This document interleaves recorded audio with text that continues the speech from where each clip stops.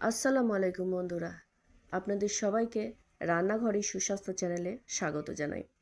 আজকে একটা খুব সাধারণ কিন্তু খুব সুস্বাদু রেসিপি নিয়ে আপনার সঙ্গে হাজির হয়েছি। এটা একটা বাঙালি রেসিপি, যেটা কিন্তু আলু এবং ডিম দিয়ে তৈরি করেছি। দেখুন রান্নাটি। প্রথমেই রান্নাটার জন্য আমি দুটো বড় সাইজের আলু ছাড়িয়ে এভাবে চাকা চাকা করে কেটে নিয়েছি।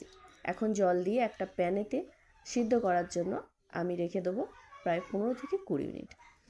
সময়টা আপনাদের ক্ষেত্রে তফাৎ হতে পারে, আপনারা দেখবেন আলুটা যেন ভালোভাবে সিদ্ধ হয়ে যায়। তো এখন এটাকে আমি ঢাকা দিয়ে সিদ্ধ করতে বসিয়ে দিলাম। আলুগুলো সিদ্ধ হয়ে গেছে। এখন আমি কাঁটা চামচের সাহায্যে এভাবে আমি চেপে চেপে আলুটাকে মেখে নেব। কাঁটা চামচ ব্যবহার করলে আপনাদের ক্ষেত্রেও সুবিধা হবে, কারণ এখন তো খুব গরম থাকে আলুটা, আর এই গরম অবস্থাতেই মাখতে হয়, নাহলে কিন্তু ছোট ছোট গুটলি পাকিয়ে যায় আলুটা। তো সেজন্য এভাবে কাঁটা চামচে করে দিয়ে ভালো করে মেখে নেবেন। দেখুন প্রায় আমার আলুটা মাখা হয়ে গেছে। এখন আমি 4টে ডিমে সুন্দর করে আমি কুচি কুচি করে এই 4টে ডিমকে ভেজে নিচ্ছি। ভাজা হয়ে গেছে। এখন আসুন রান্নাটা করা যাক। প্যানেতে অল্প তেল দিলাম এবং কুচি করে পেঁয়াজ দিয়ে ভালো করে ভেজে নিচ্ছি।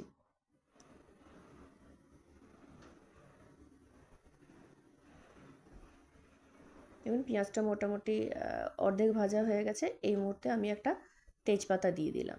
আমি এখানে কাঁচা তেজপাতা ব্যবহার করেছি, আপনি চাইলে এটা শুকনো ব্যবহার করতে পারেন।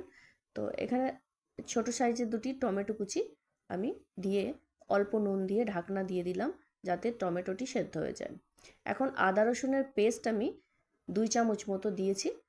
তার সঙ্গে আমি দিলাম ধনে পাতা কুচি অল্প।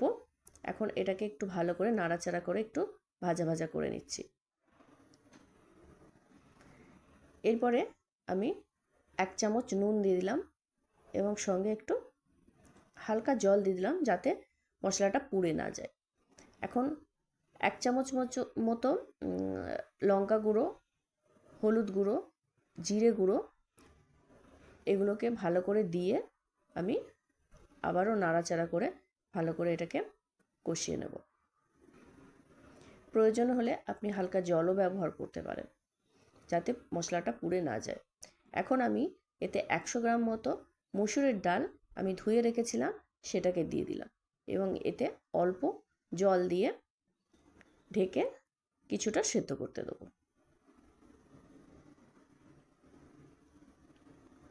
দেখুন ডালটা আমার প্রায় সেদ্ধ হয়ে এসেছে। এইরকম মোটামুটি সিদ্ধ হয়ে যাবে, বেশ ভালো সিদ্ধ হয়ে গেছে। এভাবে সিদ্ধ করে নেবেন।